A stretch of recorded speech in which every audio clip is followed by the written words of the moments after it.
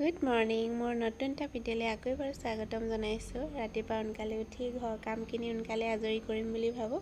কাম শেষ নহয়। ইফালে বাহিৰৰ চোতালখন সাৰোঁতে বহুত টাইম লাগি যায় আৰু চোতালখন সাৰি মেলি আজৰি কৰি ইফালে ভিতৰখন চাফ চিকুণ কৰি লৈছোঁ আৰু পথাৰলৈও যাব লাগে, দেৰি হৈ গৈছে আৰু ৰ'দটো বহুত টানকৈ ওলাইছে।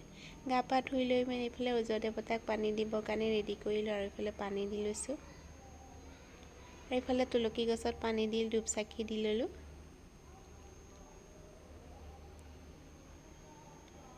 আৰু ধূপ চাকি দি আজৰি কৰি চাহ তাহ খাই মেলি ওলালোঁ পথাৰলৈ বুলি। আৰু এইফালে পথাৰ গৈ আছোঁ ধান কাটিবৰ কাৰণে।